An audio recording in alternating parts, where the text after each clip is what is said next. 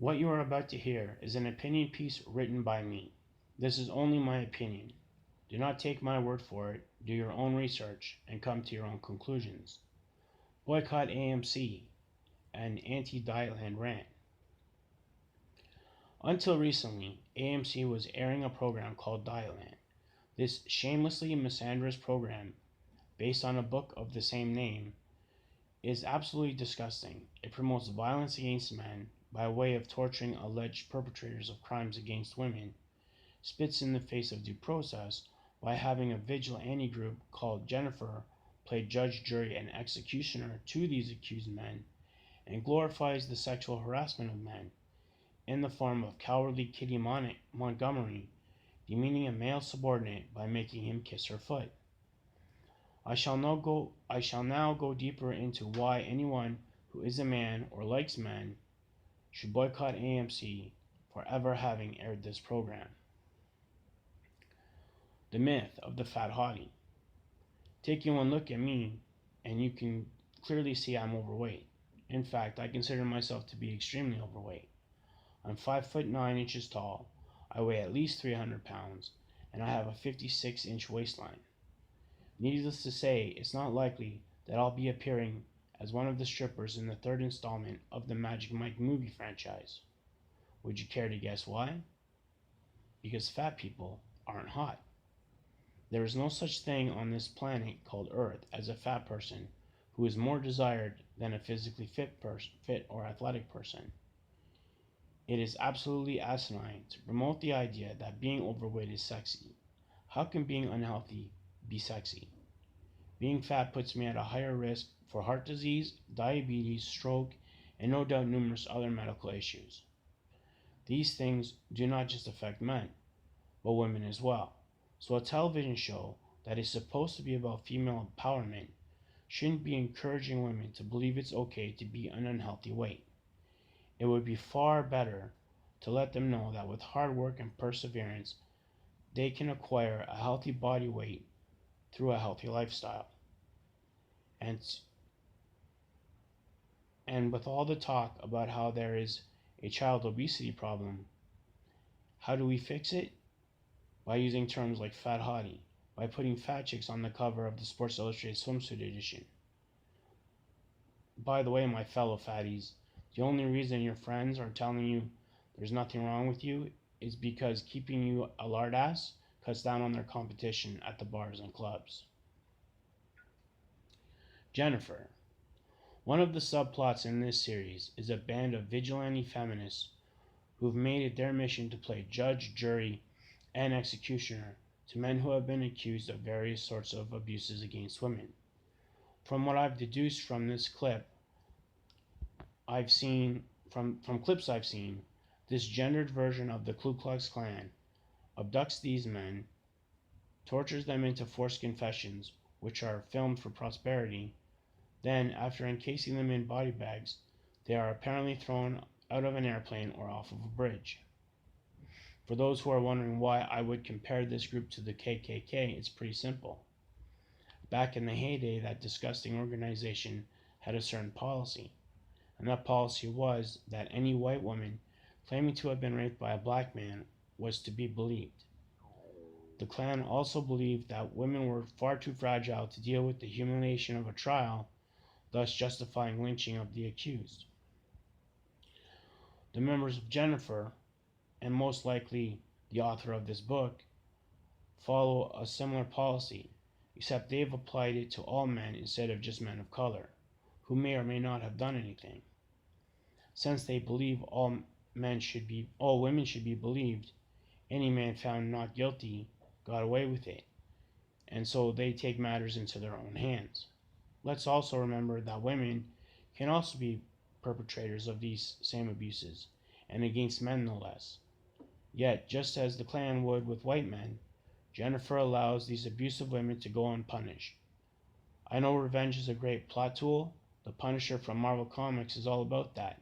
But Frank Castle doesn't discriminate. He shoots everybody. Kitty Montgomery.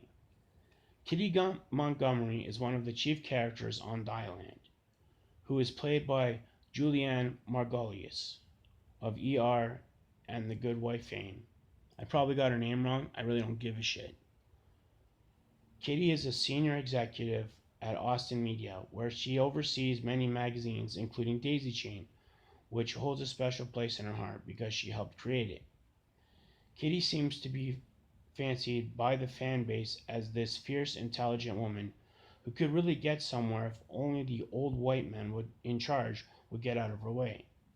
The truth is that Ms. Montgomery is a sniveling coward who appears to spend the majority of her time complaining about how held back she is, but doesn't have enough guts to actually do anything about it. If Kitty was this fierce, strong female, she wouldn't let these old white guys control her destiny. She would take a stand and demand what she feels she has earned. And if they still won't give it to her, she threatened to quit, either going to work for their competition or even becoming that competition. For example, back in 1992, 7 of the comic book industry's most talented artists had been working for the Marvel Entertainment Group, i.e. Marvel Comics, and had asked for a bigger piece of the pie on multiple occasions. After being denied what they felt they had earned, the band of mega talents, dubbed the Magnificent Seven by fans of their work, walked away from Marvel and started their own brand called Image Comics. Doing something like that is risky. It took guts for them to walk away from a steady job and take a chance on starting a new company that would be competing with established industry giants like Marvel and DC, respectively. I guess Kitty Montgomery isn't man enough to do the same. Another thing is Kitty's absolute hypocrisy. There is a scene where she is defending printing Jennifer's manifesto in an upcoming issue of Daisy Chain and rambles on about how fed up she is with the degrading treatment women receive from men, as if it's something we all do. Yet, for Dominic O'Shea to get his job back, he has to either take a 50% pay cut or kiss her foot. This has led to the hashtag #KissMyFoot on Twitter. The men of Dietland. This will be the easiest and shortest portion of this monologue that I write. They are useless, self-loathing, emasculated assholes. Not unlike their counterparts on The Handmaid's Tale, these putrid excuses for males have no integrity and have sold out their gender like those Jews who collaborated with the Nazis. And not just the actors, but every male involved, from the grips and tradesmen in the crew to the directors and producers.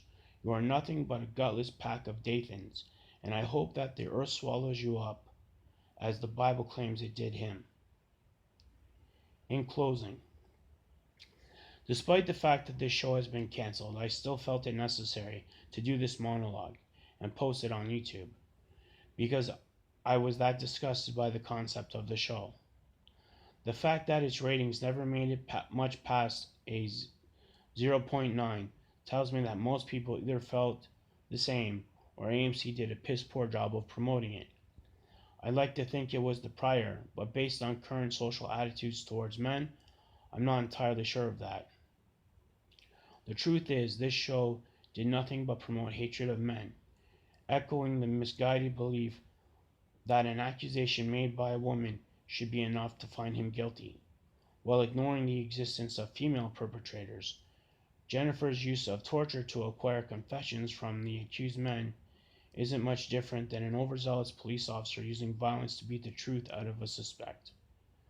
The difference being that nobody cheers a dirty cop, while the man-haters no doubt relished seeing these accused men brutalized. I'd like to ask the women who enjoyed this show how you support something so disgusting. Why do you hate men so much?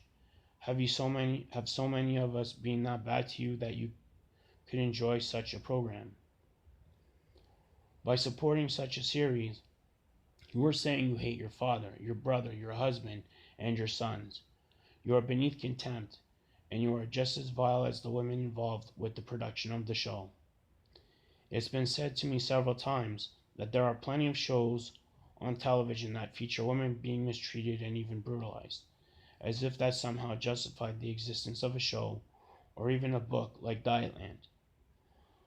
The problem is, I've yet to meet anybody who cheered the rapist in an episode of Special Victims Unit or the on sub in Criminal Minds. Regardless of any other factors, I have decided I will no longer support AMC. The purchasing of The Walking Dead's Season 8 is it. The fact that the show was cancelled only due to poor ratings is irrelevant, because they never should have aired it to begin with. Goodbye and good riddance. Thank you for watching.